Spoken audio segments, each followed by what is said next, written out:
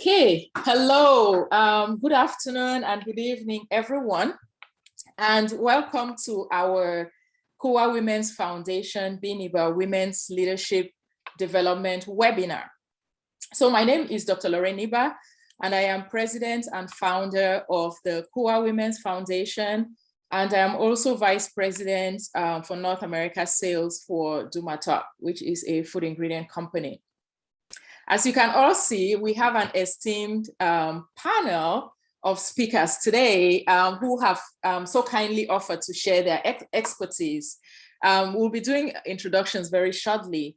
But again, I really want to thank our panelists. I want to thank everyone who's joining us either today or who's going to be watching this afterwards. I know that the participants in our Young Women's Leadership Development Program will also be watching this. So this is really, really very important. You know, having a vision and actualizing a vision is actually one of the things we have in the curriculum for them to think about and to work out. So, so hearing from experts today is a really, really important pillar for that. So how is everybody doing today? Hope you're all doing great. Good. Wonderful, okay. wonderful. Wonderful. Wonderful. Okay, so very good. So thumbs up, everybody. And as always, you know, I always really want to acknowledge the people who call in from Cameroon, right? Because I know there's always network issues and connectivity. So I know it's always an extra effort. So thank you all very, very much. Right. So today we're going to talk about vision and actualizing your vision and actualizing ideas. And as you see, all of our panelists are actually people who are out there executing, right? So this is not theoretical. This is not an academic discussion. These are actually people who are doing things on the ground and executing. And I think that's always very important, because I recall being on a webinar last year with young entrepreneurs from Cameroon, and a young lady said something that stuck with me. You know, she said, you know, many people have ideas. They have lots of ideas in Cameroon. The challenge is executing, right? And successfully implementing an idea to the end. And so as part of Kuwa, we get ideas all the time for what women can do. And once you tell people, well, I think your idea is great. Tell me a little bit more how you think we can do this. That always becomes a challenge. And so I love the quote by Bennett that we had, which says, don't let the limitations of others limit your vision, right? Don't let the limitations of others limit your vision. If you can remove self-doubt and believe in yourself, you can achieve what you never even thought was possible. And so we have 4 people who have done that today, 4 accomplished speakers who are going to share their expertise, and we'll talk about that. So before I transition to introducing our speakers, I just want to welcome a couple more people who joined us. So I see we have Caroline who's joined us. I see we have Reza who's joined us. Welcome. We have you guys muted, but please, by all means, use the chat. Send us questions. We have our fantastic communications director, Lorraine, who's going to be monitoring the chat and questions, and we'll make sure that we're up to speed. She'll make sure that any of the resources that are shared or are highlighted will be spotlighted, because that's the point, right? We want development and growth from today. So welcome, everybody. So our first panelist today is Mrs. Antoinette Njombua-Fombad, who is founder and CEO of Within Coaching Services.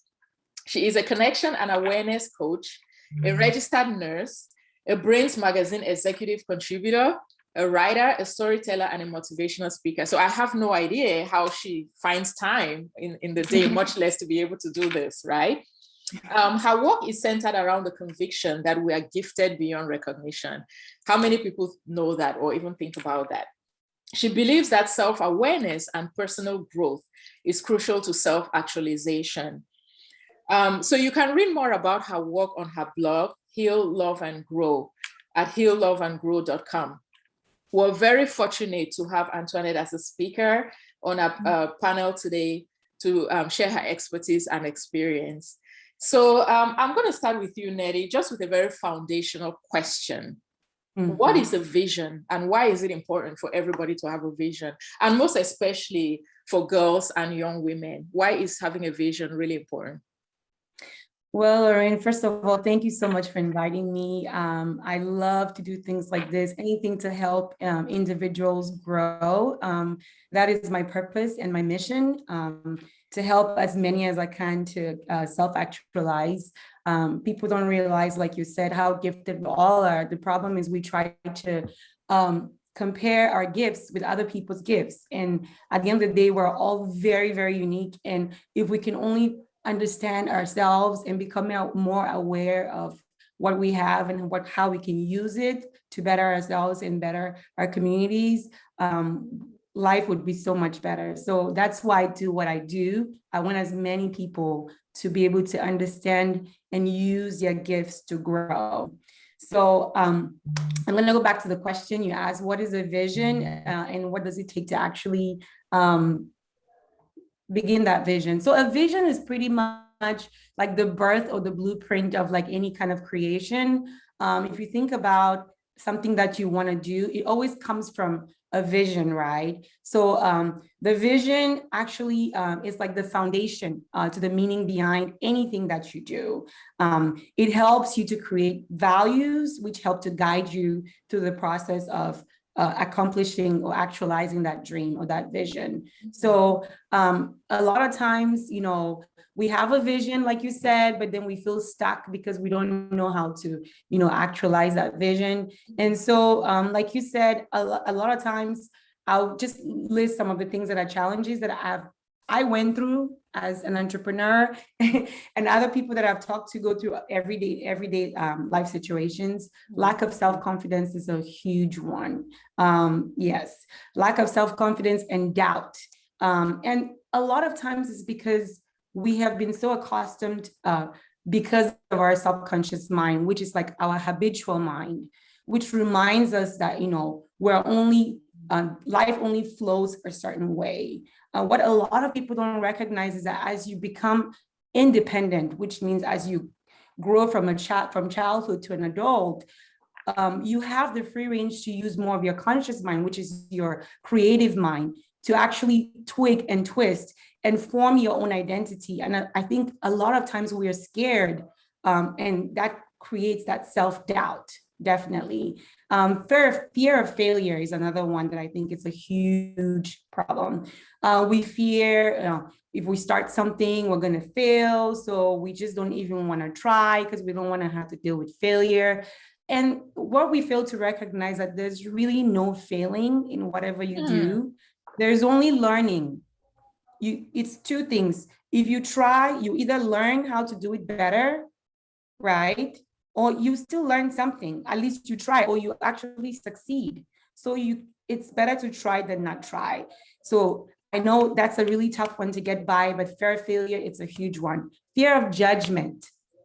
We fear being judged by our immediate environment, our family, our friends, because it's so outside maybe, right, of what they've been accustomed to viewing us, or how they see us, or even how we view ourselves. So we have to step out of that, definitely. Fear of the unknown, you know, starting something, you don't, even though you have this vision, you know, you just don't know what's gonna come along the way and how it can impact your life. But again, that's one of the problems. Stretching outside of our resources, right? Like people in Cameroon, they want to start a business.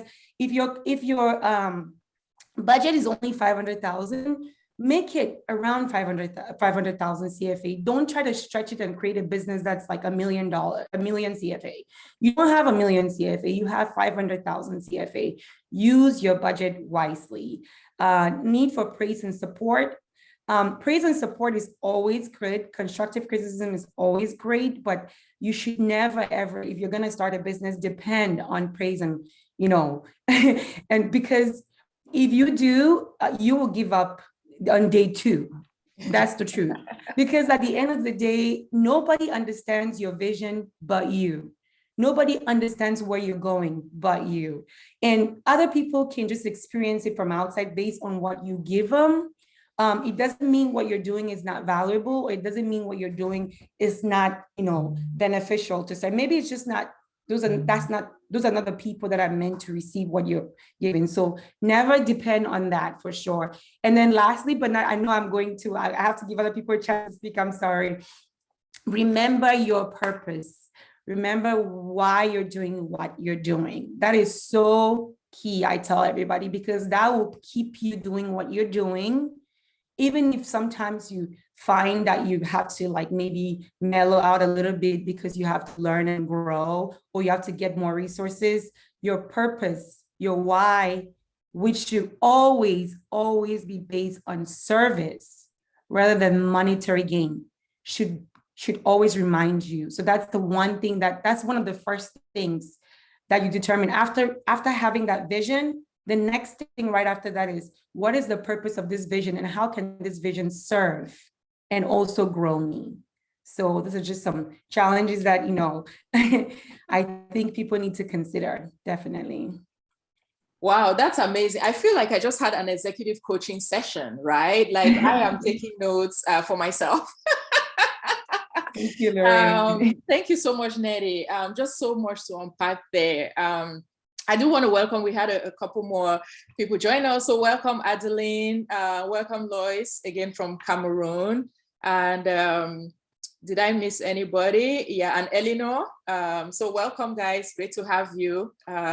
So fantastic. So thank you so much, Nettie. And I will tell you, two things you highlighted. There's a lot in there, obviously, but two things you highlighted: purpose, your why. I'm sure everyone else is going to say that. We hear that a lot. But the other thing is confidence, right? So at some point, we're going to do a session on confidence, because that's the one word, you know, working with women and young girls, that comes up, and people phrase it differently, right? How they think about confidence is different, but you're absolutely right. You know, lack of confidence and self-doubt and fear of failure and all of that. So a lot of insights in there. So, and I do want to note again to everybody that Nettie's website, Heal, Love, and Grow, is in the chat. So get on the chat and be able to look at it.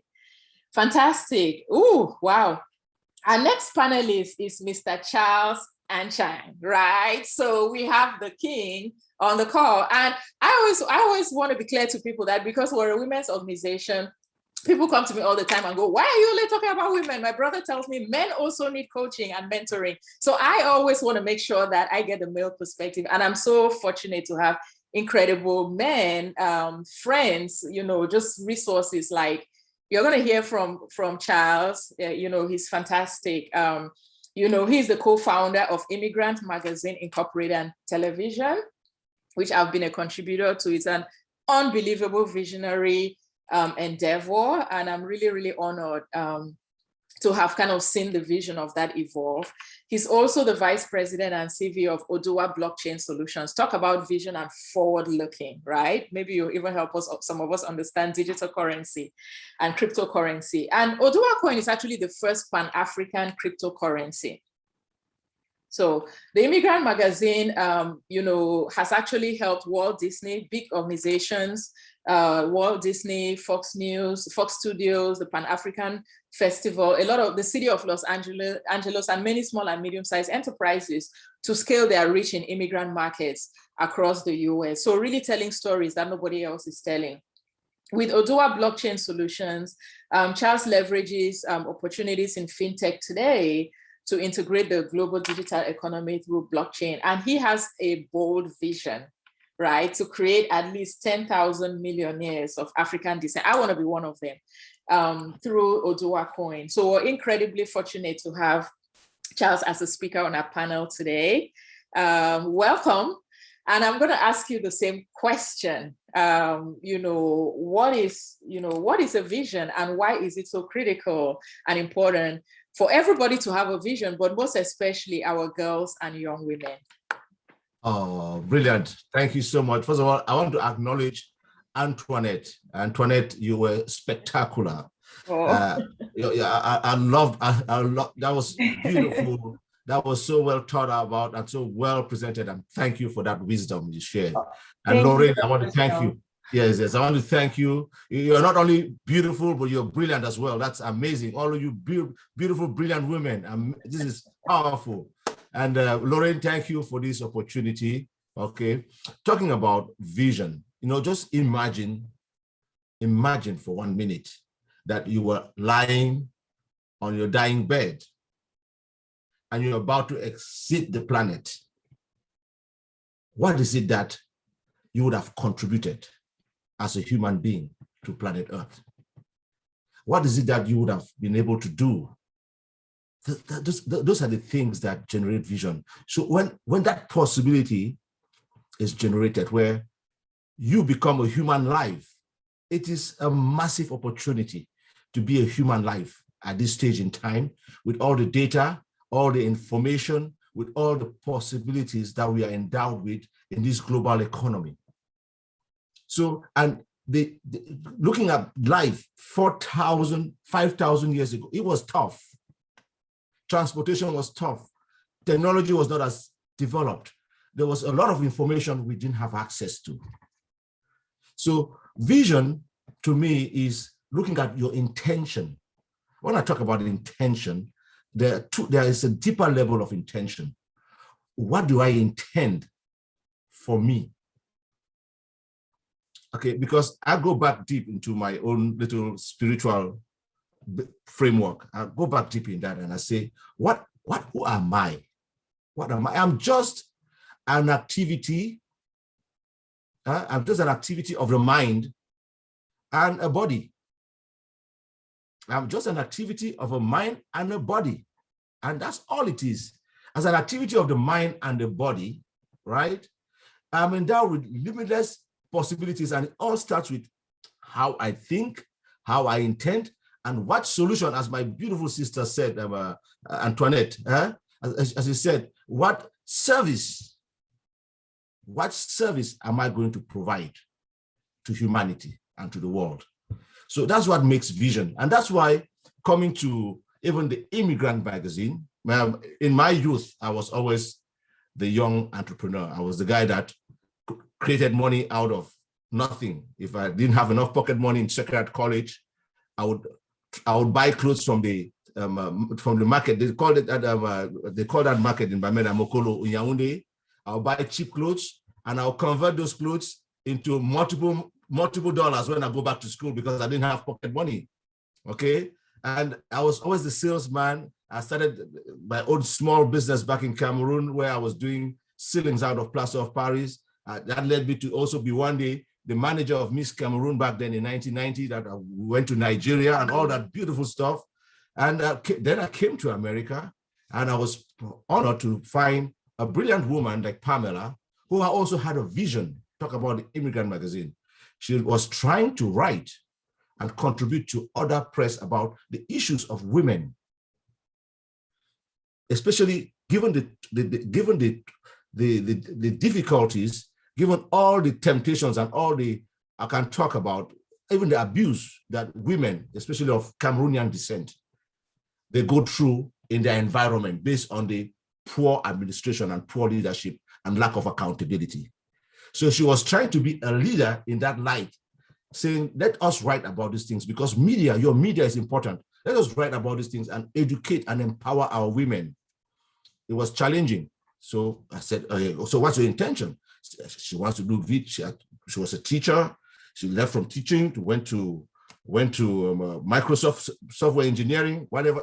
She still had that dire desire, that vision to create that media portal. So I said, let's go for it as a business. And so she started that business, the 2-page magazine. Today, it's a television. We have a whole YouTube channel growing. We have a whole production unit, and we've worked with multiple organizations empowering women and people of immigrant descent all over America, which is massive. So vision is the key. You have to have passion. You have to have an intention, and you have to have a problem that you want to solve for. Because if not, what is life? We're here just to eat, drink, sleep, and do the basic stuff. What kind of life would that be? What kind of life is that, indeed? So talking about vision, especially putting it in concept, as us people of African descent, we are somewhat, our women, our people, we are somewhat the most challenged when it comes to us developing and leading our ecosystems. So we and the change, you, this panelist, and the people that are attending here. We are the change we're seeking. We've been through so much in colonization, in neo-colonization, in segregation.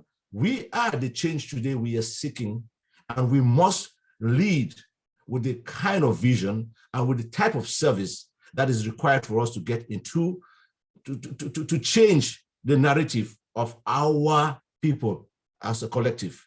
So vision is key for every human possibility.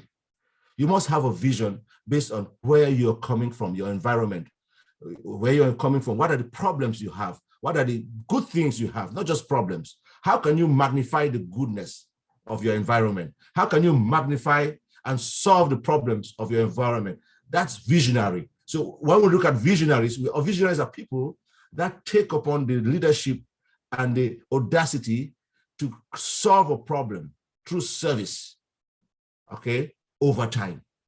And those are visionaries, and that they do execute. So Lauren, you sitting here, you're a visionary. Antoinette, my sister Fotabe, Samantha, you're all visionaries executing your mission of life.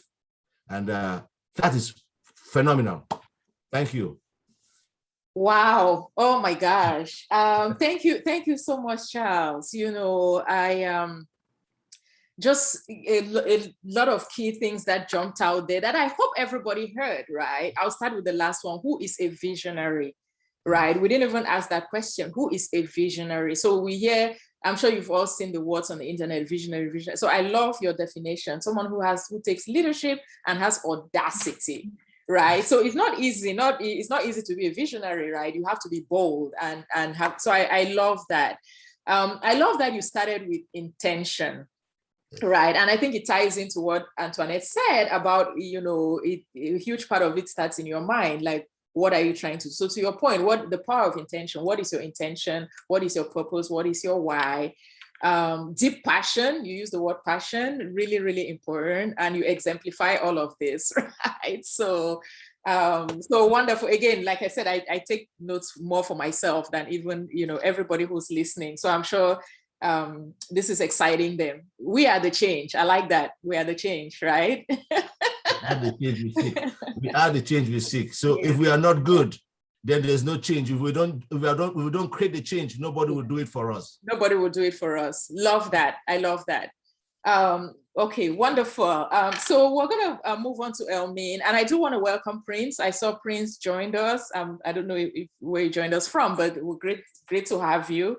Also, Lauren has posted in the chat the resources that Charles talked about, both the Immigrant Magazine. Be sure to check that out. Incredible stories, incredible writing, and also Oduwa coin, right? So hopefully we'll get to even talk about those in a little bit more granularity later on. So wonderful. Okay, so I do see Reza. Reza, did you have a question? If you want to put that in the chat, you know, just put it in the chat and we'll come to your question. So while you're doing that, let me go ahead and introduce our next speaker, who's Elmine, Mrs. Elmine Fotabe, who is founder and chair of the board of directors of Fotabe University of Cameroon.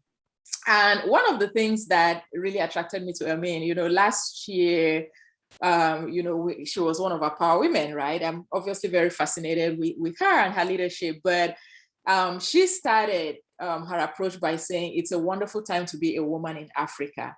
I don't know how many women think that, much less say it, right? So I'm a big fan. I just want you guys to know. So she's a social entrepreneur.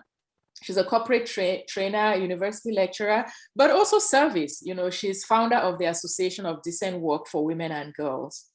She has received many awards and recognitions, as you can imagine, especially as Entrepreneurial Woman of the Year award in 2020 for her work in the youth entrepreneurial leadership and women's financial empowerment through her organization, Fotabe Entrepreneurial Leadership Academy in Buea and Douala, Cameroon. She holds an MBA in international business from the Rome School of Business. And again, I have no idea where she has time to be doing a PhD, but she's doing that. So, so we're very honored to have Elmine on our panel to share her expertise. So Elmine, same question. Really always want to start with the foundational building blocks. What is a vision? Clearly you're a visionary. And why is it so important for everybody, but especially girls and young women, to have a vision? Thank you.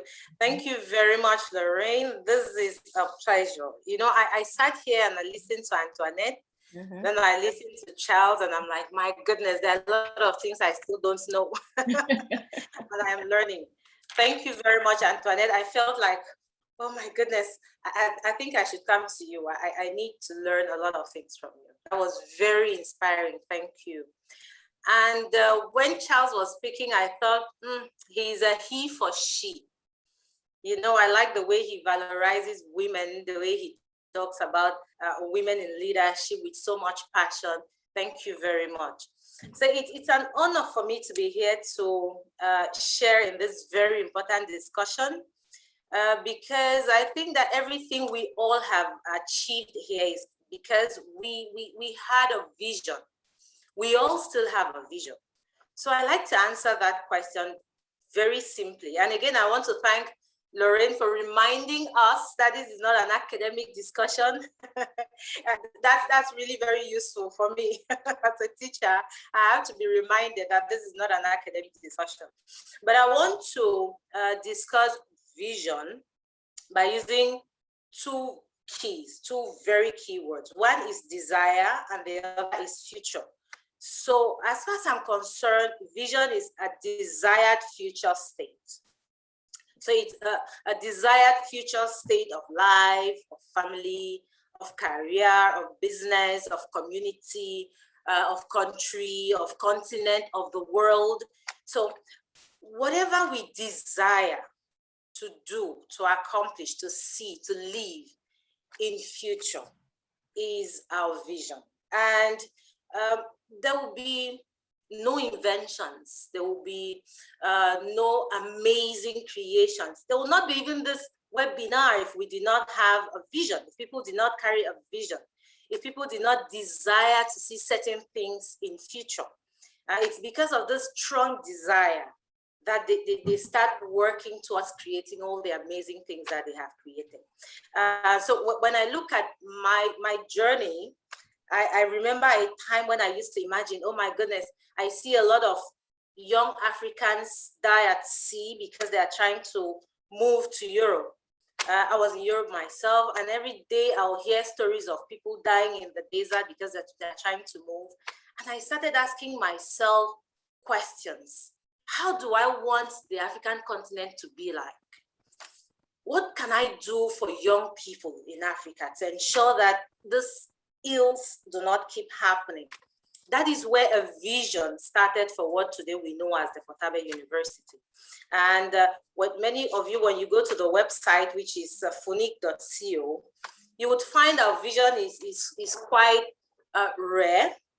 Our vision is to see an African society where rare skills are found in common people and where no one flees home because they are poor. This has been something very close to my heart. I think that a lot of the things that we see happening, especially in Africa, is because people do not have skills. And then people think that they do not have the resources. They do not have the means to get things done in Africa. And so this desire to make people have these resources is the vision that is carrying Fotabe University today. And you know, I like the second part of your question. Why do we all need to have a vision? We all need to have a vision to create these beautiful things that we are creating. You know, to see the things that Antoinette is doing, to hear about the things that Charles is doing, is because people have a vision. But for young girls, it becomes even more important to have a vision. Why? I always tell young people, if you do not have a vision, then you're letting the world live your life for you. It's that simple. If you do not have a vision, it's like you haven't asked yourself very important questions in life, like, why am I here? Why do I exist? What is it that I want to create? What do I want to add to what is already existing? God has given us tremendous talents, abilities. What do I want to do with that? Do I just want to come here, like Charles was saying, go to school, get married, have kids, eat, drink. Is that all I want to do? If we do not start asking ourselves questions like, what's my purpose here? Why am I existing? What do I want to do with the talents that I was given by God? What do I want to do with the abilities I have acquired? Then you do not have a vision. This is why you need to sit down and think. This is why you need to have a vision. Someone said somewhere that a vision is like hallucinations. The only difference is that it's not happening yet. Yes, so you have to hallucinate. Imagine yourself doing something great for your life, for your family, for your country, for this world. That's a vision.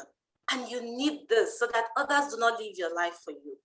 You need this so that you do not getting really down to the nitty-gritties of living these days, especially as a young girl in Africa. You will not get married to the first man who comes along because you do not have a vision. This is what happens to a lot of young girls. They have no vision for themselves. So anybody who comes along is fine. And now here is the strange thing. You live your life trying to accomplish his vision. You live your life trying to make him happy.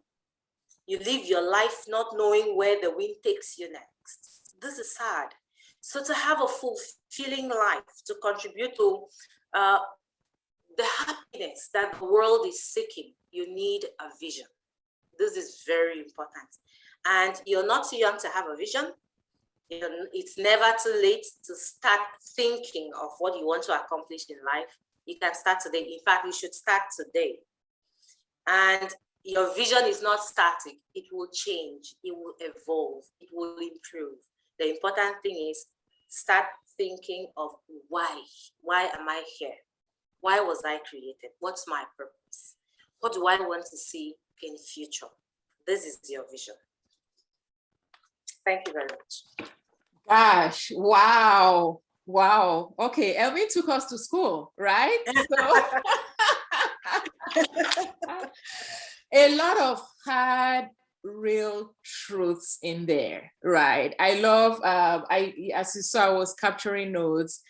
I hope everybody heard start today. You're never too young to have a vision, right? So I'm going to start where she ended. So I do see Letitia has joined us. We're having more people join us. So nobody's too young to have a vision. Anybody who doesn't have, nobody's too old to have a vision. I'll add that, by the way, because sometimes people go, well, if I were 10 years younger or whatever, if you don't have a vision, start today. So that's your takeaway.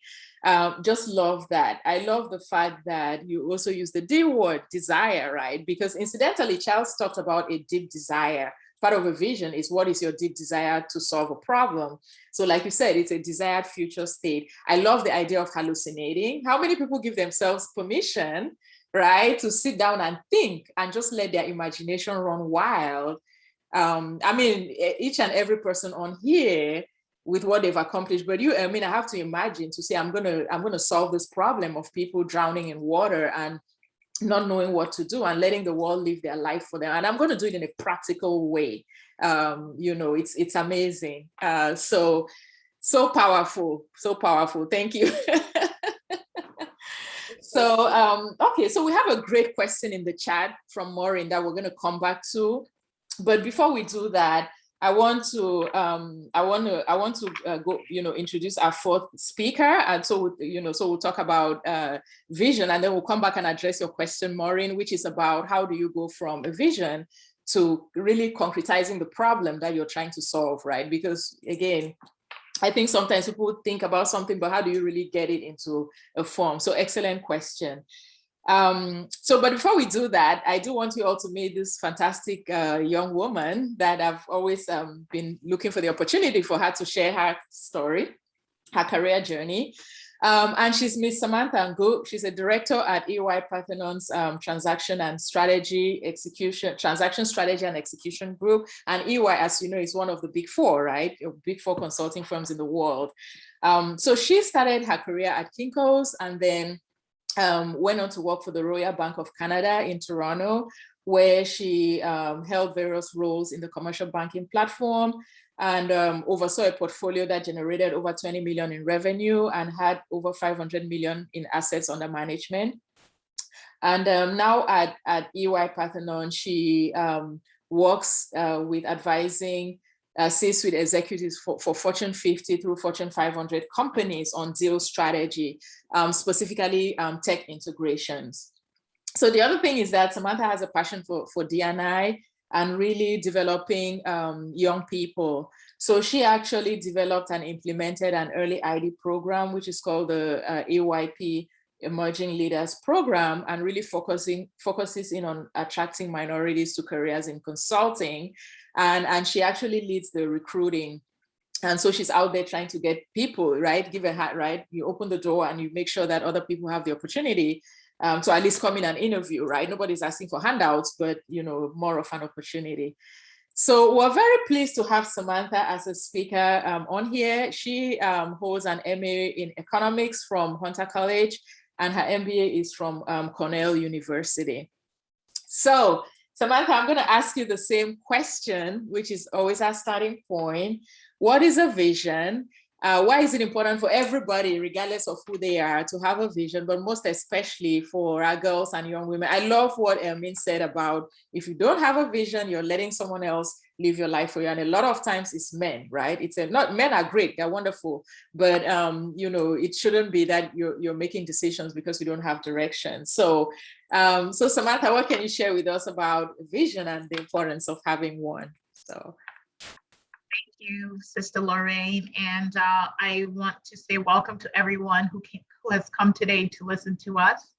I also want to acknowledge the panelists that went before me. I thought to myself, wow, I'm going last, and I could hear everybody capturing some of the points that I had thought to talk about.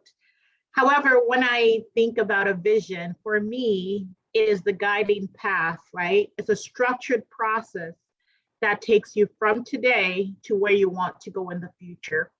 And it doesn't matter if you're running a business or if you're just looking at your life personally, if you don't have that vision, that picture of your hopes, your ideas, and I think if you don't formalize it, you're not able to accomplish what you want.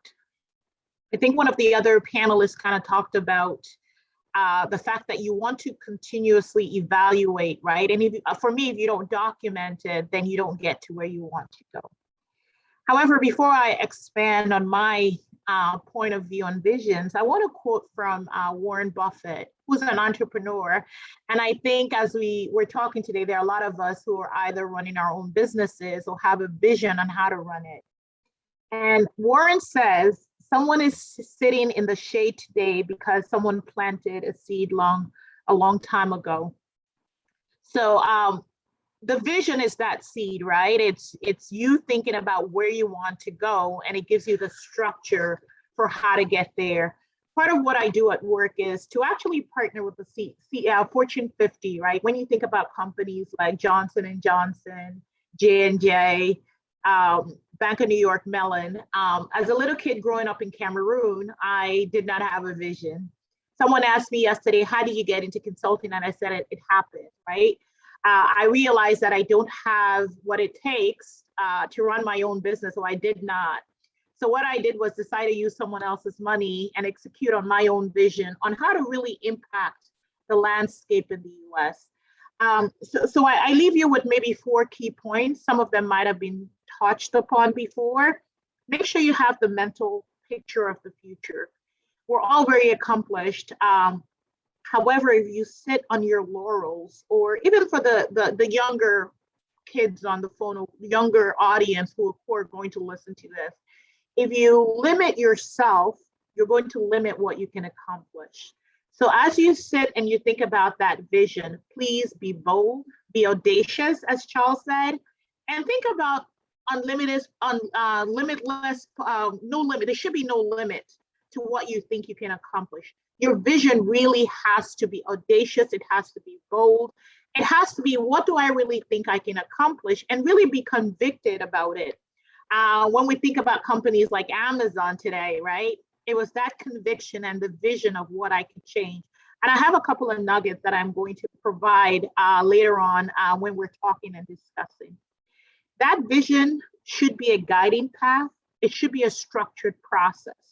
So I've asked everyone to be bold and audacious, have no limits to what you think you can accomplish, but also think about, how do I get from point A to point Z, right? It is that structured path that's going to take you there. It's the people that you're going to talk to. Following this call, I'm going to be talking to Mr. Anchang, because he mentioned something that's really near and dear to me, right? Blockchain, something that I'm not participating in, but something that I think, as I foresee my future, I need to have play a larger role in that. I have a commercial banking background. I do financial services consulting as well, but I don't understand blockchain. And I was like, I took notes. That was the first note I took down, because of course you will never realize your full potential if you don't recognize the weaknesses that you have. Your vision needs to embody your hope and your ideas for the future. And like I said, dream bold, dream big. It also gives us a sense of purpose. Went to Our Lady of Lourdes, I think one of the top female schools in Cameroon. And I sat down when I had a pretty great career at the Royal Bank of Canada, but I told myself, you know what, I want an Ivy League degree, because that's going to open up limitless doors for me. And I took the next step, which was taking the GREs, and I got in, right? So that was my vision for the future. If your vision is to open a business in Cameroon, it doesn't matter what kind of business it is, put it down on paper, talk to people, learn some more, and then you execute on the vision. But remember, it's not a once and done. Once a month, I think before everyone got on, still Lorraine and I were talking, and everybody wonders why I travel a lot. You learn a lot when you travel, and I'm blessed that I can do that. However, take time out periodically. I think one of the other speakers also mentioned it. Take time to really reflect on that vision, write it down, hold yourself accountable, because you only accomplish that which you hold yourself accountable for. It's very easy to say, I'm going to do X, Y, Z, but how do you hold yourself accountable? And take time to really center yourself and explore different things, even within Cameroon, right? There are things that will actually really open your eyes to the possibilities. Possibilities are limitless. Africa has a tremendous amount of opportunity, especially now that it's still very much in its infancy. So I want to ask everyone to really sit down, think about that vision. And I have additional nuggets that I think clients of mine have actually used, and I think we could actually leverage in Cameroon. So the vision is that goal, that dream, and it's the guiding path to your potential, your future potential. I'll turn it back to you, Sister Lorraine. Wow, gosh, wow. Yeah, it's amazing. This was not entirely by design, but it's amazing how like all of our panelists complement each other, right? It's like we have a full picture because somebody is bringing, something in a different way. And this is amazing. And Samantha, I also tried to capture some really key things you said. I love the fact that you talked about a structured process and a guiding path. That's a consultant mindset, right? Like consultants put pieces together, disparate pieces, right? Rather than somebody being stuck in one piece, it's okay, how do you put it together? I love that because that's really execution, right? Or effective execution, because people do stuff, but to do it well, you need a process and you need a plan, right? I love the fact that you brought up people. I've always said people is number one. The people you talk to, who you meet, you can literally go orders of magnitude just by talking to them. See, now you're going to learn everything about blockchain just from a conversation with Charles, right? So you don't have to take a course or, read on your own, but be bold and audacious. I love that. And then finally, accountability. So I hope, again, other people are capturing these nuggets. I think accountability is one we don't talk about. How do you hold yourself accountable, set milestones and goals, which as you go along your process. So that's wonderful. And I think it's a good jump off point for Maureen's question, which Samantha, I'm going to start with you, and then I'll open it up for any other panelists if they have some thoughts on this. And Maureen's question is, what are some tips? How do you convert a vision to a problem statement? So I know, Charles, you also talked about what is the problem you're trying to solve. And so Sam, maybe I'll start with you, since you talked about the process. how do you go from, you have a vision, you've hallucinated, you have these ideas, you see the desired future state like Elmine said, but how do you now concretize that into, this is the problem I'm trying to solve? Some tips on that? Sure, absolutely. I think the standard consulting framework applies here, right? So you've got the vision, you've got the mission, then you've got the plan, right? With the milestones and the tasks that go in.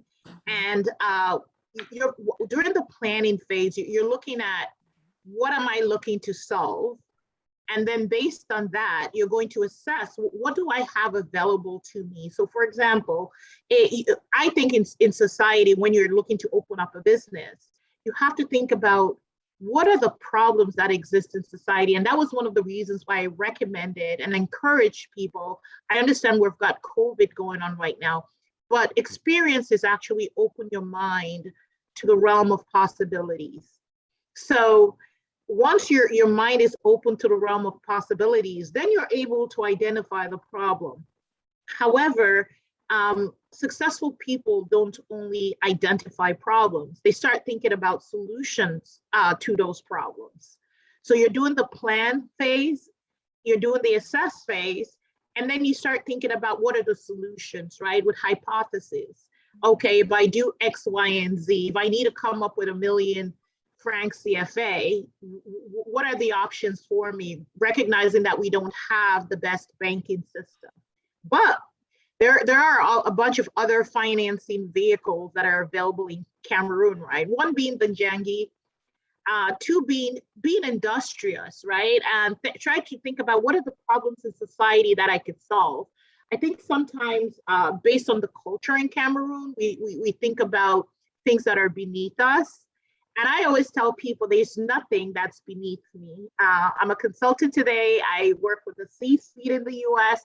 However, if I had to work at McDonald's, which is a fast food, to get me to the next level, I will do that.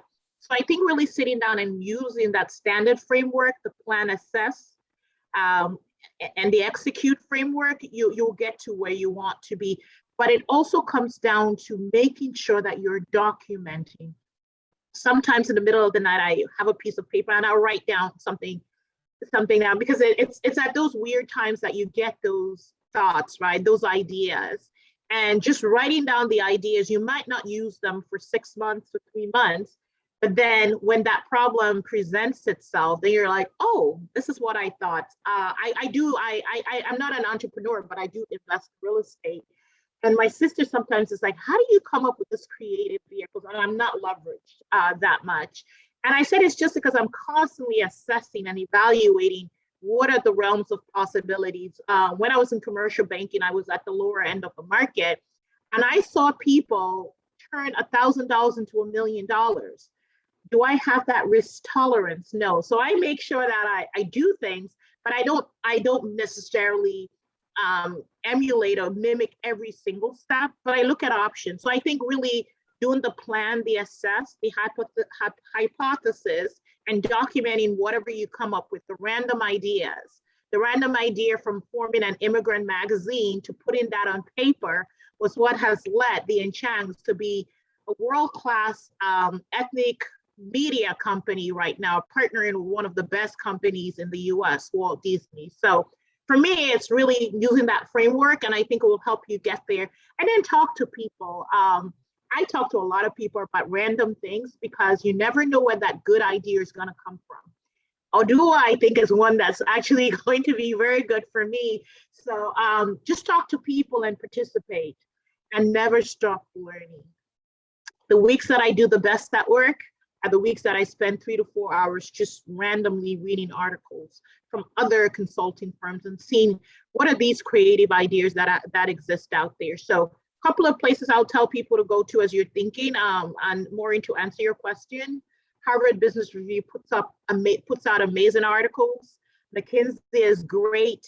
Just take time out, they're all free, read, and you'll come up with creative ideas that you could use to solve your problem. But it still starts on revision, and then you put them into a framework and you document.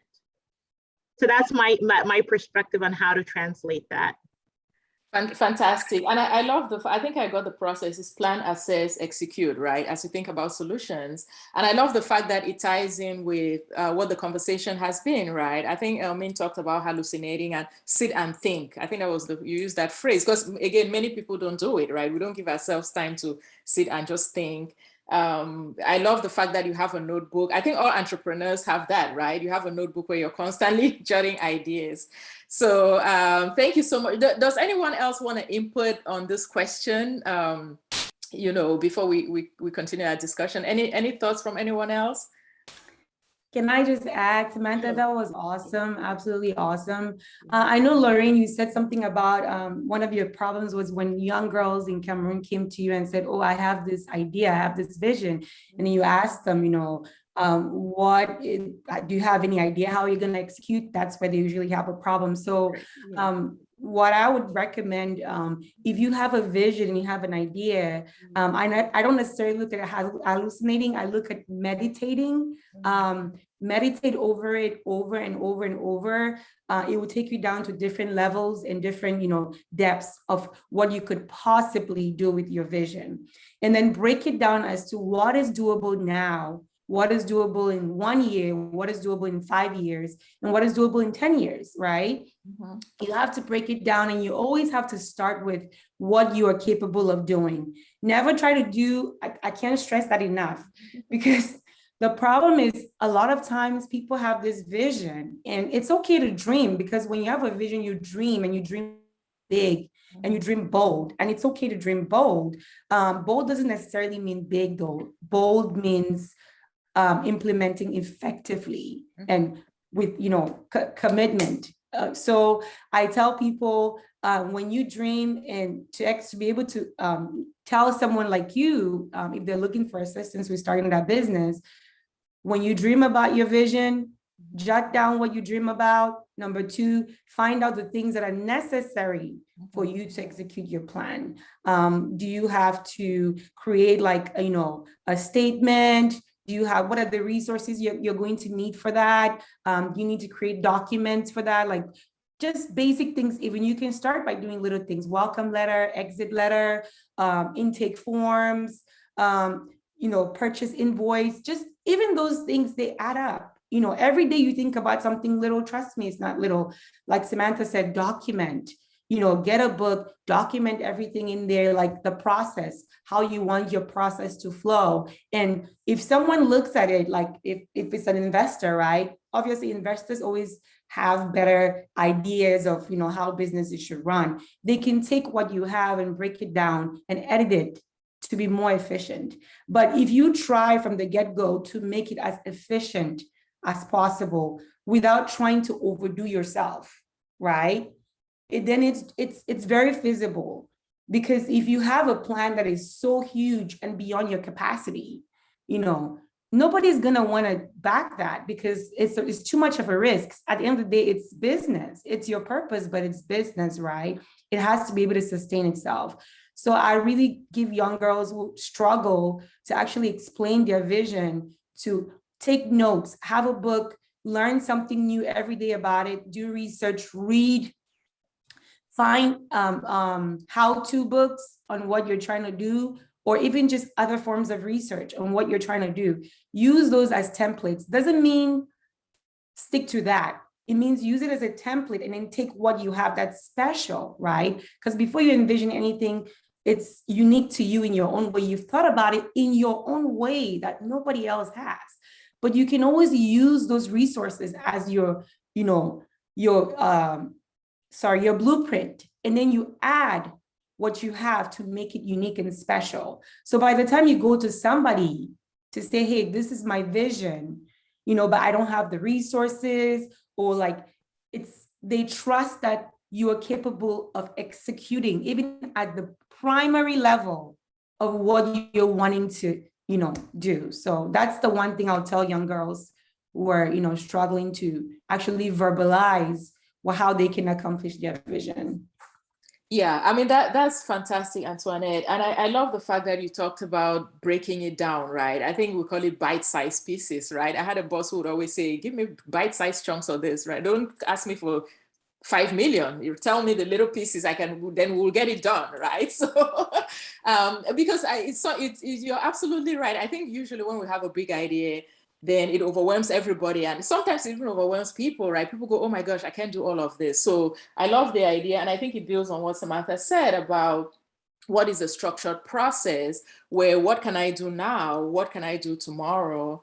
And being able to, and you're going to fail. I think it was again you who said there's nothing like failure, right? You either learn. So you're going to fall sometimes, but you may not check off all the boxes, but it's fine. So, so excellent, right? So more really great question. And, you know, I think we all know the process now and how to do it. So that's great.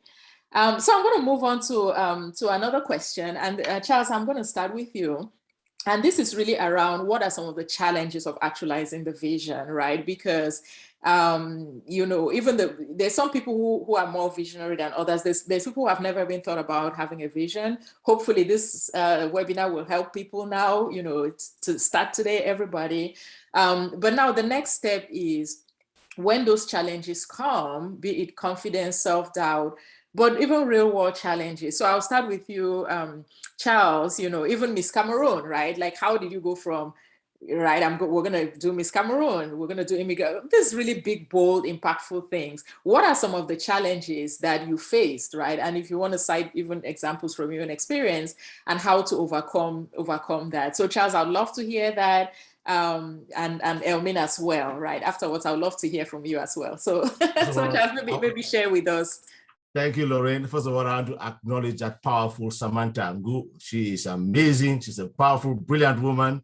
She said some real wonderful stuff, and I'm waiting to assist you understand blockchain technology, okay? Let's move on. Let me give you some few, I have a wisdom mind. I've been documenting over time some pieces that I think I should share, okay? Now, one first thing is the power of ignorance. The power of ignorance. When we come to the realization of our ignorance, the gateway to massive enlightenment opens up. So we have to accept that we do not know things, and so we seek. Wisdom then is the humility to accept that we do not know, and the audacity to keep seeking knowledge. That's wisdom, okay? Then I'll go forward and I said, okay, if my body and my mind are both subjects of my life, not me, they are subjects of my life, they are not me, right? Then it is important that they both take instructions from me. I should control my mind, I control my body. This implies that the invisible me is always present, fully present. How joyful I sustain myself is how joyful my body and my mind will manifest in my life. Okay? So those are some little pieces of my wisdom mind. So it comes from this premise. You have to, first of all, look at who I am. Are you just Bih Niba, or are you a piece of wealth, of joy, of love? Are you a piece, are you a gift to humanity? You have to look at yourself from that picture of, are you judging yourself based on your gender? Are you judging yourself, or are you judging yourself based on your brilliance as a human being, as your capacity to be able to engage and change? So when you come from that premise, then you then have the humility, then you then accept the ignorance, what you do not know, then you might then have the wisdom to understand and to navigate the challenges that come, which my dear sister Antoinette said, the failures, you talked about failures, that failures are actually massive opportunities of wealth. It's because of so many failures that we've evolved to where we are today, where we can sit and we can communicate with my other sister here, Ms. Fotabe in Cameroon, and with Samantha and with Lorraine at the same time. It's because of the failures of the past and the challenges that we are where we are today. moving forward. So I'm talking like this because I'm so happy. I'm so happy to have these moments with you, especially you women that are leaders, because some of you are mothers of young men and mothers of young girls and godmothers as well of young men and women. So the information, the data, because we're living in a world of data, the data we transfer. I say that even DNA has memory. So the data that we transfer to the next generation is very, very important as to how well they will thrive. I go back to my old African premise of saying that people don't die, they just transform. So I'm a product of my great-great-great-great-great-great-grandfather and mother and ancestors. I'm a product. We are all representing time in space that has come from a long journey. So we should be consistently evolving. When you have a challenge in the process, when you have a vision, it is an opportunity. Always is an opportunity. I look at it with the Immigrant magazine, for instance. We had many challenges. There was a time we could not afford to pay for the printing anymore because we're giving free data to the market. But then we had to go back and look at technology and say, oh, we have to go to the internet, because the internet, we have more reach and we can communicate faster. So you have to accept where you are not doing well and transform where you're not doing well to where you're going to do well. I look at even Oduwa coin. When we started as Oduwa coin as a currency, we wanted to solve a problem for people of African descent, because we looked at all technology, and Samantha can attest to this.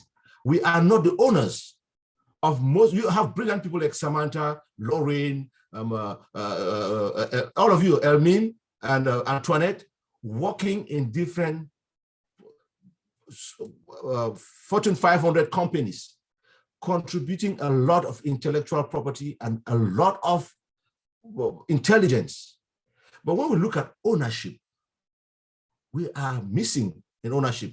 When we look at Amazon, when we look at Tesla, when we look at all these innovations, Samsung, South Korea, they talk about Samsung, they talk about Android. When you talk about Bitcoin, you talk about Ethereum on blockchain, that's Russian. You talk about Cardano, you talk about Dogecoin, all these things, we are not the owners. We are working, we are consumers. We are not the owners. So when we looked at the problem we have, we as people of African descent, we have been so disenfranchised. We are subject to a linear model of thought. We're thinking someone from somewhere is going to come save us, or that Jesus Christ is going to come save us. Jesus Christ is gone. It was 2,000 years ago, okay? Let him go. He says, love your neighbor as yourself. Do your work right now. Forget, we have to work. Jesus Christ did his time. We are here. We have to do our work now. We have to do what he said you should do, not talk about him all the time, but do what he asked us to do. We have to build our environment. We don't have that money power. There are three key powers: money, military, and media. When you dominate in those three powers, you have the possibility to change. Now, there's another two factors that are coming in: blockchain technology, and I think it's RNA technology in medicine, that is going to transform how humanity is going to evolve moving forward. So we're looking, how are we people of African descent? How are we positioned in all this game? And it's going at a very high speed. I'm looking at it today, for instance, the adoption of technology, in the highest adoption of technology in human history is happening with cryptocurrency. It's happening already right now. In 1997, there was 140 million internet users. Imagine how many of them are there today. Now, in 2021, we have 140 million users of cryptocurrency now. Now, the adoption rate is growing at 113%. And we're thinking annually, and we're thinking that by 2024, there will be 1 billion. What's going on is massive wealth is going to be transferred from fiat systems, from fiat linear systems, over into the digital economy. How are we positioned as people of African descent to be part of that massive wealth transfer if we don't own our own blockchain independent native systems that we are majority owners of, because these systems are fungible. They are fungible. How do we be part? So we sort of to solve that problem. And today we're happy we're going to Ghana in December to go sit with the people so we can share this vision, because we, the people, now the game is changing with the democratization of technology, with the decentralization, with DeFi, the decentralized finance. The people are beginning to have access to power, but they have to take this power by ownership. You have to take the power and ownership of the assets, so that way in the future, when the assets evolve, you are the ones that will be able to sell. So this is so critical. I'm so happy that you asked that question. The challenges are opportunities. If you are in business, you have a vision, and you look at the challenges are your opportunities. Nothing should make you go crazy or go depressed. You should take it with a smile and stand up again and say, hey, this is the challenge. I was ignorant about this. I'm going to seek the wisdom to solve that problem. Thank you. Gosh. Wow, I love what you said about ownership, right, yes. Charles, because that's huge, right? And it ties in again with what Elmine had said earlier about don't let someone else be living your life for you, because we don't talk about ownership a lot, to your point, as Africans or even as women. Yes. But you know, ownership, once you own something, that's the essence of being an entrepreneur, right? It's you, when you own it, then your passion, I think you both had also used the word passion earlier. Your passion is different, because I know many of us, we've been working for other people, right? We've been using our brains for other people, but when it's your own, so ownership is very, very important. Lorraine, I start by owning yourself. Mm-hmm. Owning yourself. You have to get back your power. Owning yourself and say, I am. Yes. Yeah.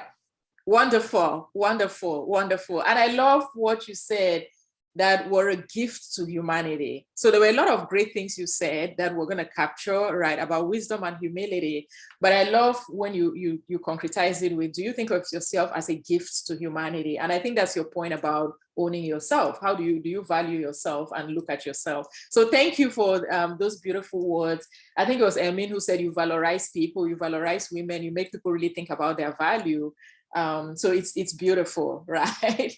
So I mean, I'm going to ask you the same question. You know, what are some of the challenges in actualizing a vision? And I have to imagine with all that you do, you know, the Entrepreneurship Leadership Institute. I've seen, you know, some of the young people that you work with, and you give grants, and people are able to start businesses, and then also the university. So maybe just share with us, what are some of the challenges that you know, you encounter, right? And how would people overcome that? And I did see that Emily joined us from Limbe. So Emily, welcome.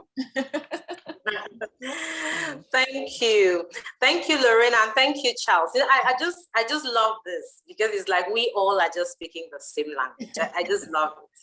You know, there are two challenges. But the first one I want to talk about is the last thing he said, self. This is the biggest challenge. You know, so many times people think, because I'm a woman, I can't do this. Or because I am young, then I can't do this. Or I can't write as well as Antoinette does. I can never understand cryptocurrency. I can never be a consultant like Samantha. Self. We're always thinking, when we think of vision, sometimes it scares us. This is the biggest challenge for me, and for many of the women I've talked to, many of the young people. The biggest challenge is always self. But again, I want to really underline something that Charles said. I don't think that challenges should be considered challenges. I think that they should be considered opportunities. Love that. So I always say, when you think of yourself as being your biggest challenge, then you have to take a step back, know you, challenge you, appreciate you, trust you, love you. This is how you turn this challenge of self to an opportunity. This is the first one. The second one, especially in my experience here, is mindset. Now, we really want to get very practical. I'm back in Africa. I've been in Africa for about 10 years now. And the mindset of the people is a huge challenge. This is because, like Charles was saying, we don't think that we need to own anything. We don't think that we are good enough to own the Fortune 500 companies. We don't think that we are good enough to own whatever the world is offering us. The mindset. We always think, no, someone else has to own it. And when we think that it's possible, then we are scared. Our mindset, no, we can't do this. This cannot be true. This is too good to be true. And you'll be very surprised to know that even parents sometimes will say, giving grants, that's too good to be true. It's not true. We can't trust that. But if a white man came and was giving them, then everybody believes that it is true. It is true. It is real. So this is the second challenge we have, the mindset of the people around here. Young people don't think that anything which is made in Cameroon, made by a Cameroonian is enough. They don't think that. And on the other side, I think that it is still a huge opportunity for us. This is where our kind of education comes in. So you see, we always look at changing things, turning these challenges into opportunities. Now, since people here are always thinking that we can't do it, we decided to design models that incorporate the white man, as they call it here, so that they begin to see that we can bring the white man here, but we created it, we own it, and we are doing it. And this has really helped a lot of people to begin to change their mentality. You see, Charles talks about coming to Ghana. Beautiful idea. But the mindset of Africans, oh, he's a Cameroonian, he's an African, he's bringing this. Are we sure it is true? Are we sure this can work? This is the mentality. But I need to encourage you, Charles, and encourage every other person who is here today. Trust yourself. When you trust yourself and you love yourself and you own your abilities, you're going to change this mindset to enormous opportunities. These two challenges are huge, but they are also huge opportunities for entrepreneurs who are looking at Africa, entrepreneurs anywhere in the world, especially making use of technology. Today, we're not just entrepreneurs in Cameroon. Today, we have students in the US, we have students in South America, we have students in Asia. Mm-hmm. It is great because we decided to turn this mindset of the people into an opportunity. And we decided to believe in us. I believed in myself. I loved myself. I owned my vision. I was not too scared of the vision. And I'm giving it today. Thank you very much. Gosh, wow. This is so beautiful. I did say, Adeline has a beautiful comment in the chat. She said, this is so rich, which I think is how we all feel, right? This is so enriching. I can't even find the words to express how excited I am. And Emily says, believe in self. So this is just beautiful, Elmine, and I love the fact that you said it starts with self. And our mindset and who we are and owning ourselves. And then also that you had this practical element of saying, but this is the reality on the ground. If I only do this as a Cameroonian, I do need the credibility of having a Western input, right? Because then people buy into it. So it's amazing. And Elmine, I'm going to come back to you because I want to build on this idea of self and confidence a lot. And I think I've shared this story about when I went to Laos, I went to a girls' school, and there you were taught to look down, right? You didn't look people in the eye. We had a certain demeanor. You had to be very, you had to quote unquote respectful. And I remember when I took a women's leadership program at Yale, we had this exercise where it was to sit up straight, right? Because as a woman, you're often taught, this is how I used to sit in meetings, right? I'll be deferring to the men and my head would be this one, I'm taking notes and whatnot. And we had to do this exercise to hold up your head. And the first time I did it, I felt a crick in my neck, right? Like I felt a pain because I had been so used to my whole life to sit this way and not want to look not want to be present, right? I always wanted to diminish myself. To Charles' point about, do you think of yourself as a gift to humanity? Every time I was in an all-male, I've always been on leadership teams where it's either all-male or there's only one other woman. And I would sit in this way and let the men talk, and I'll take notes, or I'll only, bounce off. And the first time I held my head this way, I felt a pain in my neck, right? So again, as women, we don't think about, self, and am I really a gift? And do I bring something? So maybe Elmine, just to go back to, what you said about you trust yourself, you believe in yourself, you own yourself. What are, I'll start with you and I'll go around the room as, the time goes by really quickly, but just maybe 3 key pieces of ideas for young women, for all women, right? But my audience, usually my passion is usually our girls and young women. Maybe just 3 things, 3 pieces of advice around, as a young woman, how do you, build yourself and have confidence in yourself, and so kind of in that vein, right? I love the fact that you said challenges are opportunities. Sometimes we fixate on the challenge and don't think about how do I leverage this. So Elmine, I'll start with you just to build on this idea of self, and maybe 3 takeaways that you have. Yes, thank you very much. And again, I will draw from my personal experience. When I decided to know myself, to trust myself, to own myself, to love myself, 3 things I did. Number 1, learn. I think Samantha talked about it already, learn. I had to learn everything there was to learn about this industry. I had to learn about what it takes to succeed in this industry. I had to learn about who I have to be to succeed in this industry. It's powerful to learn. And this is why my mantra is learn, then you aspire to earn. You must learn. It starts from learning. The second is you have a solid plan, because our visions will be just dreams without plans. Have a solid plan.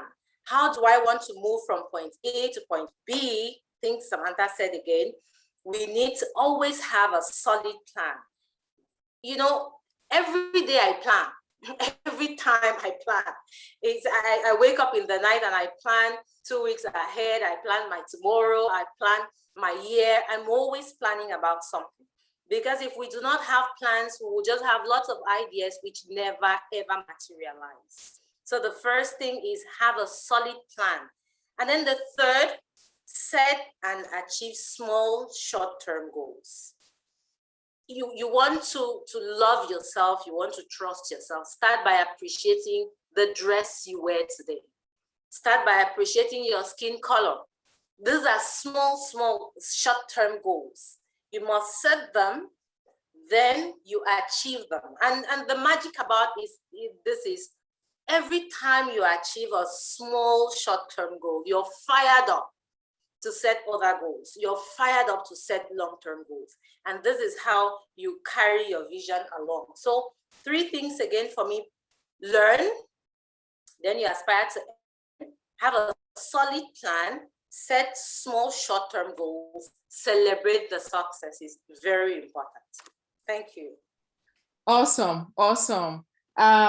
Love this. And Elmine, could you repeat the first one about learn yourself? I tried to capture it. Learn yourself, appreciate yourself, love yourself. Challenge yourself, trust yourself. Yourself. Yes. Yeah, that's beautiful, and Lorraine is, my namesake Lorraine is capturing them as well, and we'll make sure that our young girls get to hear them. So this is awesome, right? It's learn, that's the starting point. You are obviously a great learner, but also educating other people, having the plan, and then all this, again, the bite-sized short-term goals and being able to celebrate wins. So awesome, it's beautiful. So Adeline has a question about Cameroon that will come to at the end. I'm going to ask, because I want to keep this thread of thought to give all of our panelists the chance to give us their 3 takeaways for our young women. So Antoinette, I'm going to come to you. I'm going to come to you. What are three just pieces of advice, right? Kind of building around this whole idea of self, for our young women, and especially with actualizing a vision. Well, Lauren, you know I'm all about self. I'm all about connection. I'm an awareness and a connection coach. That's what I do. I work a lot with individuals because I just kind of discovered that that's more of like where I thrive. Not that I can't work with a bigger crowd, but the first thing I'll tell everybody is even before you even start thinking about building a business, you have to build yourself. You have to build yourself to be able to grow whatever is an extension of you, right? So you have to build yourself from within. And one of the key things to building yourself is connecting with yourself. Connecting with yourself is so crucial. I know people say, what is connecting with yourself? It starts with as simple as just being self-aware, right? I am Antoinette. I'm a woman growing up in a country that I immigrated to years ago. I have two conflicting nations that I have to deal with. I'm a mother. I have a business that I'm struggling to run. Might not go sometimes the way it is. I'm not great at certain things, but I'm great at other things, right? You look at all these things and you say, okay, this is you. And you connect with that and you appreciate it and you love that about yourself. So that whenever you face challenges, even outside of yourself, that's with your business or even with personal conflict, if you know exactly who you are, it will be very easy for you to figure out exactly how to deal with that situation, right? Without, I mean, being authentic.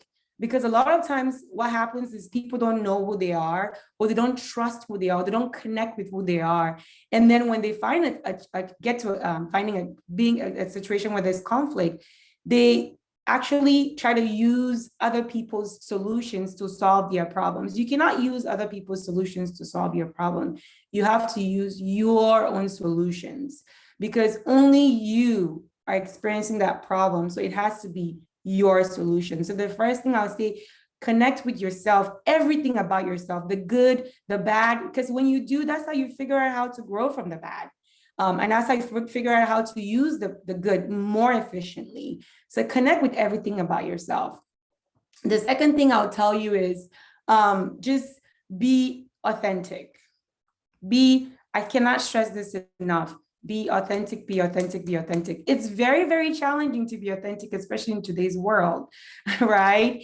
It doesn't mean you don't use inspiration from outside, because at the end of the day, that's how we learn. You build your own mindset from what you intake, right? So be authentic though, because when you're authentic in whatever you do, it's very easy for that energy to come across. People don't even need to struggle to like accept it. People either know if they want it or if they don't want it. And if they don't want it, that's okay, because then you can focus on the people that actually want and need what you're actually providing. Like Charles said, one of the problems that we're having, sorry, not Charles, I think it's Elmine that said, is when people bring stuff over, they're like, okay, but you're an African. How can I trust you? And unfortunately, I go to my third thing, which is mindset, shifting your mindset. The power of shifting your mindset is absolutely amazing. The problem with shifting mindsets is for so long, like imagine your entire life, you've been trained to see something a certain way. There's no way it will take a day or two to unlearn and learn a new way of thinking and seeing things. It needs to take just as much time, or if not longer. And that's when most people don't give themselves that opportunity. So if you're a business person and you know that you have that problem where for people to believe that what you're selling or what you're providing is real, understand that it's going to take time for those people. So find ways, little ways to help them see past that, mindset that they already have like grounded in them. Like, okay, I can't trust if this is not from a foreigner, it has to be. And then you focus on, once you get a small group of people, that can see that vision the way you want to give it, focus on those people. The problem is most people, they only want to get as many, they want to convince those people who are not convinced. You spend so much energy trying to convince people who you might never convince, because they have to get there in their own timing to be able to see what you're offering. Focus on the people that can get from what, once you focus on those people and then the results start to come in, those people now influence the other people who are like, okay, I'm just not going to believe this, right? Mindset is everything. It's so key. And I think it's one thing that we fail to understand, that it's going to take a long time for us to leave that mindset in Africa of, I don't trust it because it's from an African. It's a problem, unfortunately, right? It's a huge, huge problem. And it's something that we just need to talk about it more, create more awareness about it, and then just stay authentic and build as we go. And, you know, knowing that eventually, if we stay authentic and we build, that mindset will gradually shift over to more positive results. So, yeah.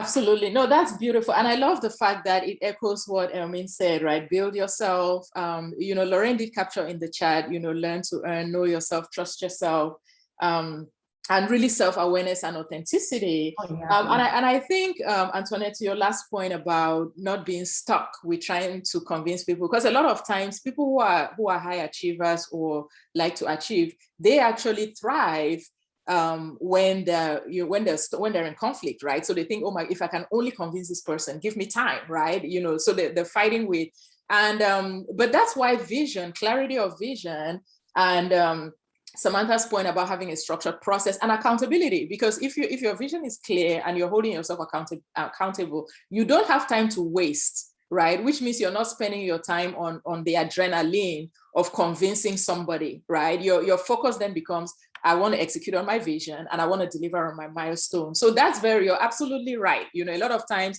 people want to go for like the person that they say, you know, you guys say this is impossible, I'm going to do it. And all of a sudden, then now you start doubting yourself because it's impossible to convince that person.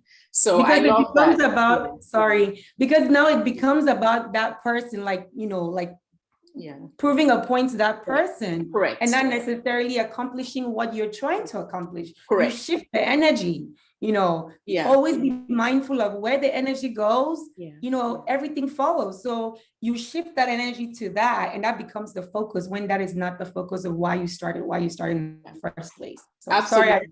Oh no, I love that, right? I hadn't even thought about that. So I love it. Yeah, because it's subconscious, but it happens. So fantastic. Okay, so Samantha, I'm going to come to you, and then Charles will close out with you with the beautiful things you say about women.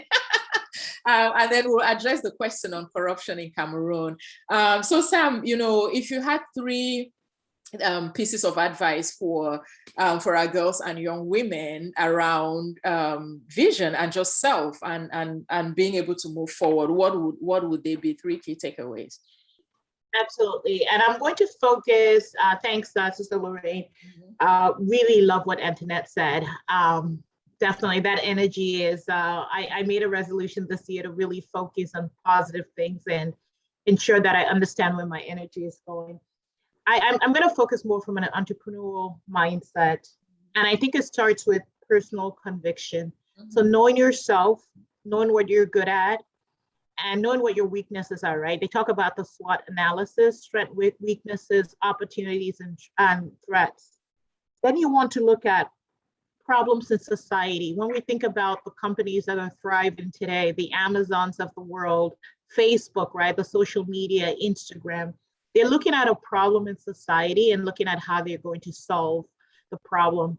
Then I also, in line with that, I want to think about what Charles said about appreciating the attributes that come with Africa, right? So when you're looking to solve a problem, if you're looking to start a business, look at the local materials. You don't have to import materials from abroad, but think about what we have in Cameroon and how can you repurpose that to solve a problem in society. And my last piece of advice would be the customer experience, or what's popularly known as the user experience in North America or in the Western world.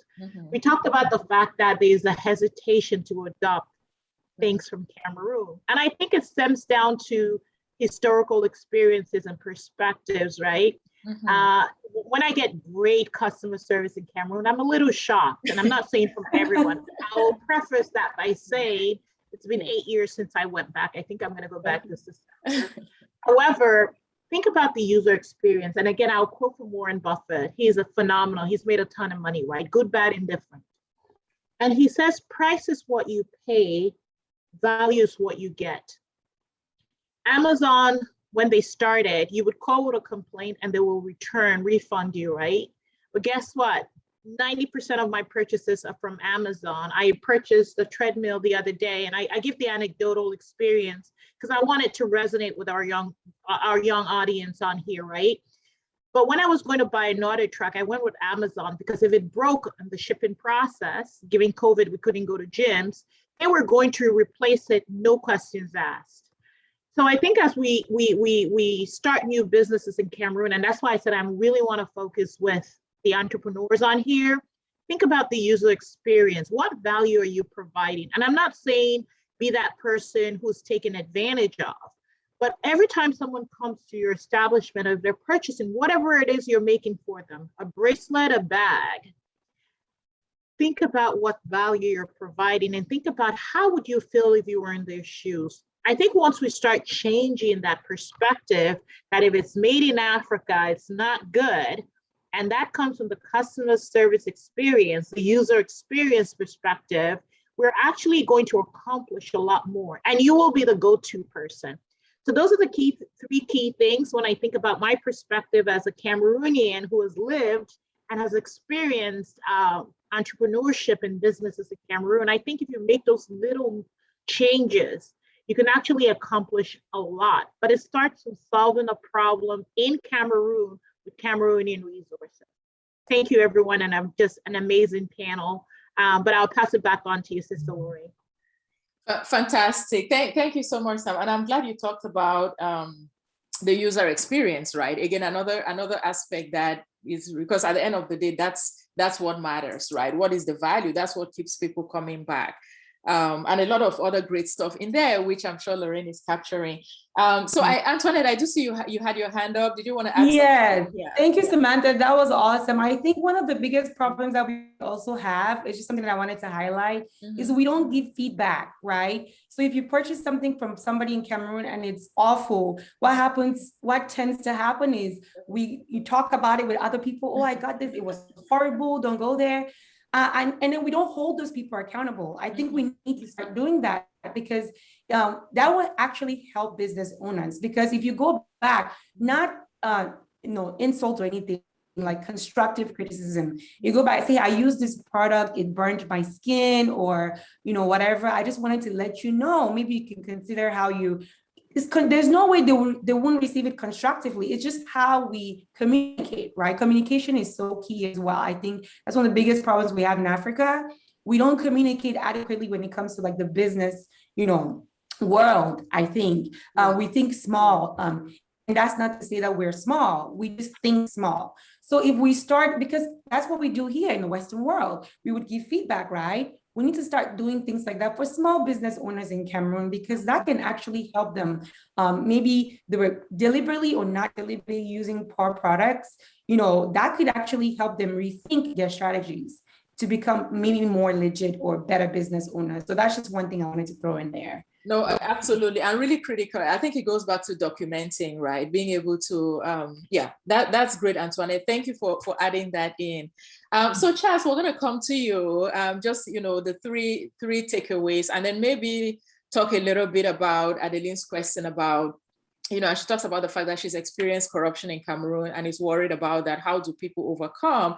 And then Elmine, obviously you run a business in Cameroon today. And like I said, I follow, Elmine actually funds through her Entrepreneurial Leadership Institute, young people, right? She'll give them 10,000 francs, give them some money to start a business. And some of them are very successful.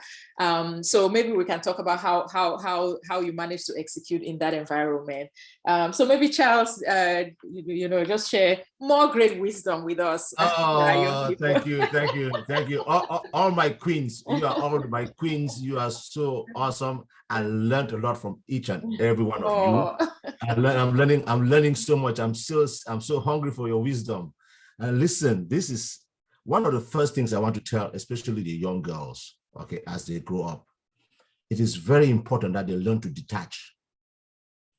You have to learn to detach from what you do, what you own, and even from the fact that of your gender. You have to be able to come back to the self of being a human possibility. So detachment is key, because when you detach, then inside that detachment, you can then discover your absolute value proposition. And then you go to the second point, which says, you will now then understand that this whole notion of gender superiority or inferiority is fiction, it's not real, it's BS. You are just a role. I'm a role as a male with a partner who's a wife, and we're doing a construct. If I didn't have one, I still have a role as a human being. Okay, I still have a role as a human being to participate in my environment, in my society. Just as Lauren is doing here, she's doing massive work in terms of empowering young women around the world because of her vision of empowerment, which is a wonderful thing. You're not defined. Don't be defined because of your spouse or your family or your friends, or you're in the Western world, or you're in Africa. Don't be defined, detach. Don't be defined by all that objects. Those are objects. Don't be defined because you have a Gucci bag, or you drive a Mercedes car, or you have a coach. Detach and find the inner value proposition that is love. Your health should be your priority. Your well-being should be your priority, your health. You want to look out for your health and look out for your personal mental health, your sanity, your mental health. Because once you have that in the right place, you can challenge, you can thrive. Okay. And so also I want to say you should be very wise. Okay. You should be very wise with your body. You should be very wise, because women, we know we men are how we call it, we are breeders. So I tell the young girls, be wise with your body, know how to use your body well, because you're temples for humanity. Okay, so be cautious with that, know how to protect it, guide it, so that we shall have wonderful mothers raising wonderful young men for generations to come, confident young men. The mothers are usually, the women are the key leaders in our society. I mean, it's the misconstruct of the African family is that we have somehow, because of the colonialization and lack of religions that invaded Africa, we have kind of misconstrued the role and the power of the woman in the home, to the point where some foreign cultures have been trying to relegate the woman's position into something that has no value, which is absolutely flawed. So as I see Elmine here being Dr. Elmine in the near future, that's empowering and teaching. As I see Samantha, I see Antoinette, I see hope. Now, let me go now to the core problem here. You talked about this woman, talked about the issue of corruption. Where is that coming from? The mindset. Why is that mindset being cultivated? And now I have a little insight, because I'm a product of the University of Yaoundé in Cameroon, and I studied public law. I graduated in public law in Guakele back in the days. And the system of administration of Cameroon has been such that it does not permit for accountability. It doesn't permit for accountability. The administrative system and that culture has been nursed for too long without any accountability and without any change. So you have to be necessarily corrupt to thrive. And so it's become a culture that's systemic, which is dangerous, is lethal. It is lethal. When you look at, that's why we have the core problem today, even of the Anglophone Cameroons and the French Cameroons, because we came from a system of common laws, and you're now looking at the system of centralized administration from a republic that doesn't understand how to manage the people, because the administrative framework is not accountable to the people, nor to the systems that they create. So corruption then becomes a virus. It is a virus that has to be dealt with, because it is the biggest virus. It's worse than COVID-19.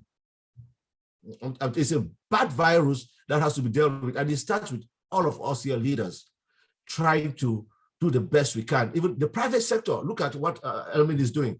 That private sector should be thriving. The government should not be the sole provider of the economy's strength. That is wrong, that's flawed. People like Elmine should have multiple facilities and infrastructures all over the country, employing and setting standards of value that the youth should adhere to, that they should look up to for a better future. But that has not been happening. So we are the change. We sitting here, we are the change. We seek, and we're going to do our own part. The corruption is a true massive virus. I think change in power, change in the way even the Cameroonians think. The Cameroonians have to wake up and demand that we don't want this corruption anymore. We don't want it. I don't like it. I'm not going to deal with it. Like Elmine, she's doing her own thing and she's striving. More of us have to get off of that linear thought process, looking up to government and contracts and false projects, and get back to being naturally creative with our own initiative. If Elmine can do it in Cameroon, that tells me that, there's hope. So we should multiply Elmines. We should multiply many of Elmines, Samantha, Antoinette, and Lawrence. Thank you.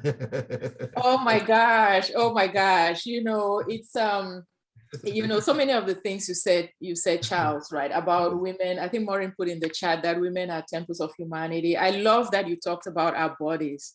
So we talked about self, and it's wonderful to hear it. I know I completely agree with you on the gender construct and the reality of gender and roles. But I think it's very empowering to women and very reassuring to women to hear from a man say, take care of your body, right? Because your body is important. We value your body. So thank you for saying that, and I hope that, and I'll make sure that we amplify that message.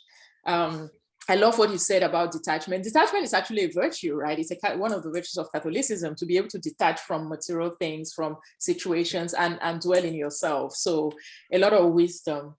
And I hope everybody was taking notes. So I mean, I'll come around to close with you. I know it was significantly over time. I really appreciate your patience about this question with corruption in Cameroon.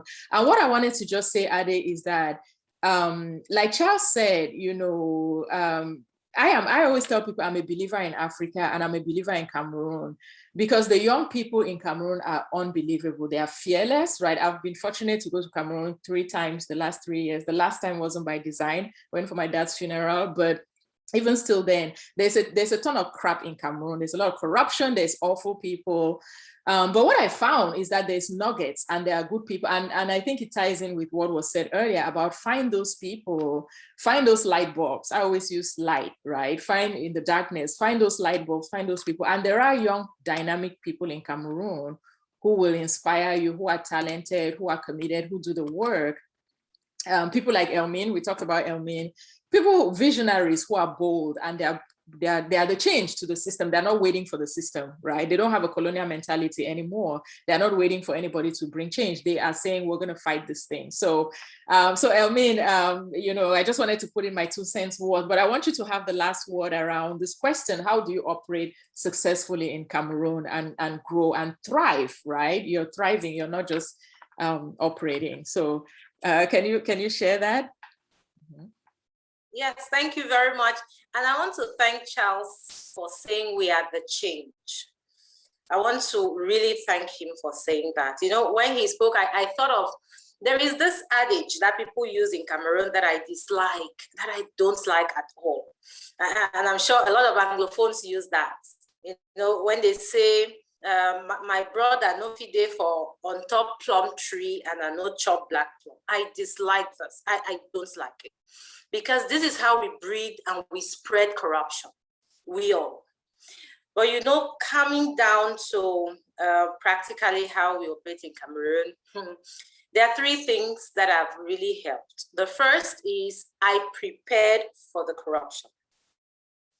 So Maureen, please prepare for it. It is all over the place. We know that. But when I talk of preparing for it, I want you to always ask yourself, why do these people keep getting away with corruption?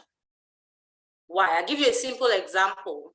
If you run a small business, then one of the people who always would give you a lot of trouble with corruption is the tax officials. Why do they keep getting away with this? Because we are not prepared for them. Because we don't know what is required of us as small businesses. Because we do not know that there are tax exemptions that we are supposed to enjoy within the first 2 years of operation. We don't have information. We are not prepared to do business here. So they take advantage of this. So the first thing you have to do is be prepared for it. Learn everything there is about your sector, about taxation. A lot of people say, no, this is too hard for me to understand. But if you want to do business in Cameroon, then you have to understand the tax system. You have to understand the laws. You have to understand the penalties. You have to understand everything. This is how you get prepared for it. The second thing from my experience, be so good at what you do that no one can ignore you. Strive to be so good that no one will ignore you. You know, when I came to Cameroon and I wanted an authorization from the Ministry of Higher Education, some people made it hell. Some people stopped me from ever getting the authorization. But you know, I wrote an amazing plan. I spent a lot of time researching, and I said, I want to see the Minister of Higher Education. And they said, you want to see the minister? The minister will not see you. And I said, I'm going to see the minister. This takes me to the third point, expand your network. So I'll come back to that. But I wanted to see the minister, and I had a good plan. I had a beautiful plan with the structure of my school and everything. And I made sure I see the minister. And when I went to see the minister, he was so shocked to see a small girl, as he said, une petite fille, who came to his office to say, listen, I want to do this. I said, you want to create a university? And I said, yes. And he said, but you're a child. I said, but I think that this country needs the kind of education that I want to provide. I was so good that he could not ignore me, and he put the accord, as they say here, on my documents. Be so good that no one can ignore you.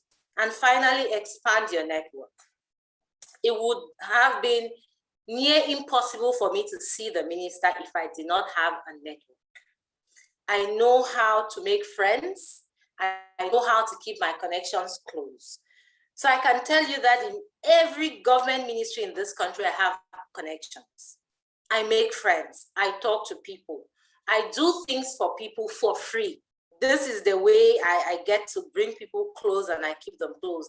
And I'm sure that Lauren knows that I do a lot of things in this country for free. Through these young people, I get to know their parents, I get to know their uncles, I get to know their aunties.